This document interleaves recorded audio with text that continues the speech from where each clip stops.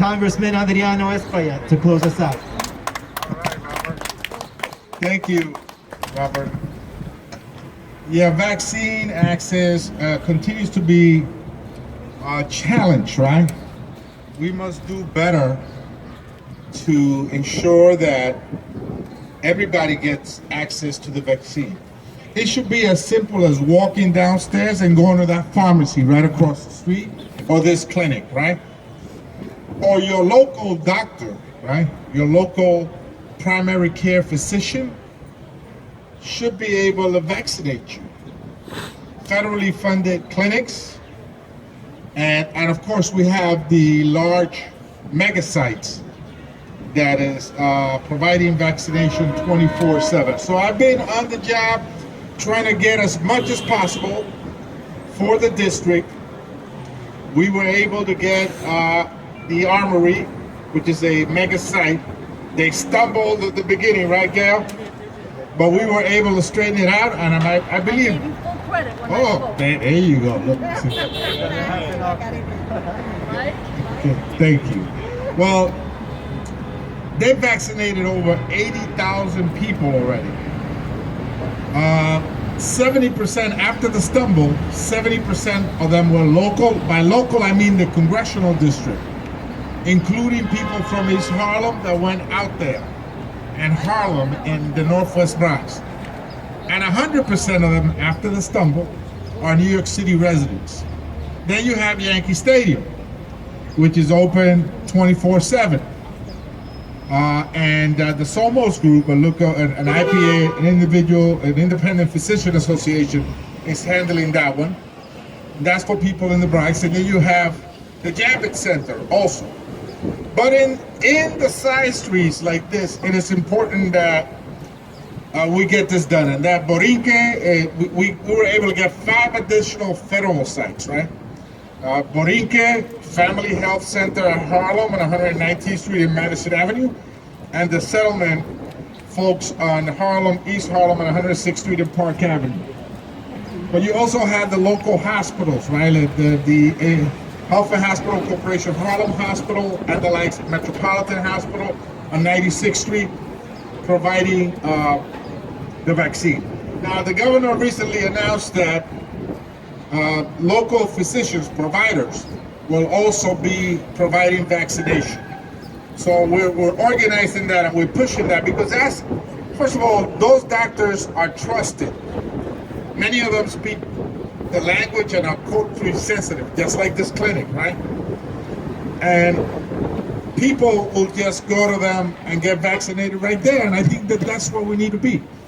The pharmacies, not just chain stores, but pharmacies like the one across the street, mom and pop pharmacies also should have access to that. Dental offices should also be ready to do that. And so we will keep you abreast of the sites. I believe I have some additional sites here. 1 second.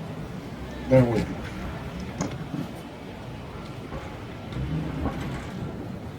There's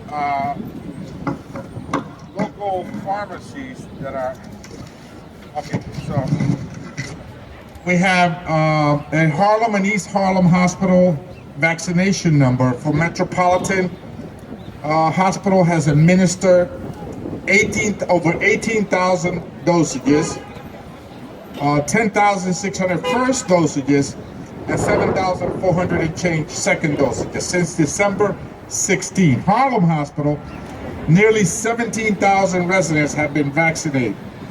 So you have Walgreens, Duane Reade's located on 3rd Avenue and 105th Street, Madison Avenue and 102nd Street, 125th Street and Lexington have been providing vaccines. You can call those locations or go to the Walgreens.com page. So again, more help is underway. The American Rescue Plan, as you know, is $1.9 trillion. $100 billion of that will be coming to New York City. The state and local government will be getting $12 billion for Robert and his buddies at the state level, $6.1 billion for Gail and her buddies at the city level.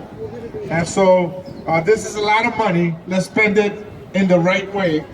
Let's make sure we continue to vaccinate. The only way to be completely healthy and free of COVID is through vaccination. Let me just say one additional thing regarding vaccination.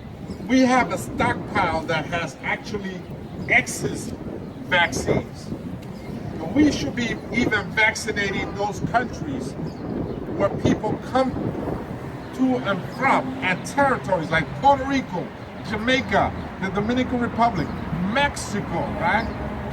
Central American countries like Guatemala, Honduras, and El Salvador, what you're seeing over at the border, they should be helped with the vaccination program because we have excess stockpile of vaccines. And so we won't be free of COVID until the entire world is free of COVID, because we are a global city, New York City. And the United States is a nation that attracts people from all over the world. And so we're going to continue to work together. This is a great site. This is my favorite clinic in the district. Not just because Maria Cruz is affiliated with it. That's a big part of it. I would say it's 75% of it. No, I really love the work that you do, and you're community-based, and you're sensitive to the patients that come here, and you do a great job, and I know that you will continue to do that. So God bless you and keep the faith. Thank you. Like, for example, this week we're having a vaccination effort for cab drivers. Now imagine that, right? You sit in the back of the cab. That's like a COVID capsule right there. How? Yeah, that's like a very high risk job, right? And yet there's a bunch of them that have not been vaccinated. So we're having bodega workers, you know, restaurant, supermarket cashiers or workers, the cabbies and other folks that are exposed. They should all be vaccinated. Now, what we did with the Armory was that we also started a hotline, and we were able to connect with the community-based physicians and tell them, listen, call your seniors and tell them to come in. Let's make the appointments together, working together. Now, this is tough work, right? Very detail-oriented work. This is about putting together a list of 200 people and saying, these folks are going, one is going at 9 a.m., the other one is going at 9:15, and Shana's shaking her head because she was the one putting together the list. And so yes, this is tough work, but to save everybody's life, we must do it.